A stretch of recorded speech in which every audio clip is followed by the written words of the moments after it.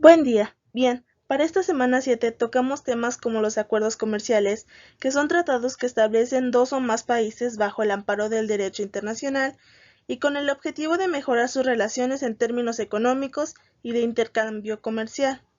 Se habló de la ética profesional, que puede definirse como el conjunto de normas y principios asumidos voluntariamente por quienes ejercen una determinada profesión, por razones de integridad, de profesionalismo y de responsabilidad social y de los estereotipos que tenemos marcados como alumnos, trabajadores y contadores, al incluirnos algunos sueños y metas de otras personas, como atender o crear una gran empresa sin importar los costos o sacrificios que conlleve, y de cómo, a pesar de que llevemos arrastrando, ya sea legados o negocios familiares, nosotros somos quienes decidimos qué es lo que verdaderamente queremos hacer con nuestro futuro y nuestras vidas.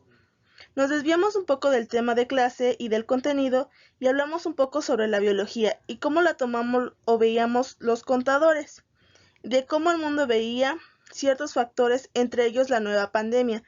Algunos lo veían como una conspiración, incluyo, al pensar que había sido planeada o al menos distribuida de una forma controlada, y de cómo debía influir una ética en la biotecnología, teniendo en cuenta que es estrictamente hacer las cosas bien, teniendo un sano entendimiento y desarrollo, y de cómo al momento de romperlas las sociedades entran en crisis. Se habló de grandes autores de la literatura e investigación, como Leonardo da Vinci, y de cómo siempre han buscado formas de encontrar o al menos en tener mayor conocimiento de áreas especializadas.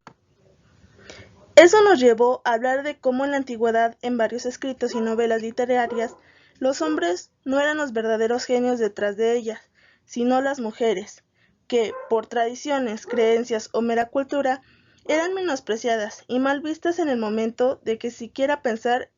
en escribir un libro. Para que ellas pudieran hacerlo, pedían a los hombres por regular esposos ser los escribas e incluso prestar el nombre como autor, llevándose ellos el crédito, o que ellas cambiaran su nombre a unos masculinos. En una investigación individual, descubrí que la primera novela escrita no fue El Quijote, como se tenía pensado, sino la historia de Genji, escrita por la sacerdotisa Acadia Gendujana, de origen chino en torno al 2500 a.C. Se habló del ser humano y de los varios sentimientos y dualidades que podemos tener en cualquier aspecto, incluso en una guerra, donde las emociones negativas son las que dominan, y de cómo debemos hablar de ciertos temas tomando el lugar y confianza que nos brinde. Se habló sobre los productos que son modificados por las manos del hombre, por ser dañinos para la sociedad, creando en el cuerpo humano enfermedades como el cáncer y tumores,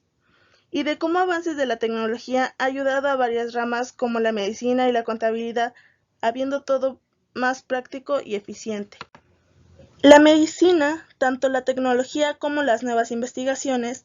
han ayudado a salvar más vidas de una forma más eficiente y limpia. En la contabilidad, la tecnología nos ha ayudado en el proceso virtual, desde la inversión de la primera computadora personal que permitió el uso de programas para efectuar operaciones contables y que anteriormente solo se podía hacer a mano o mediante el uso de aparatos que no podían almacenar la información. Y en la vida cotidiana asistir de una forma más fácil todas nuestras tareas, por ejemplo de ello Alexa y Siri. Bueno, sin más que reportar esta semana, muchas gracias por su atención.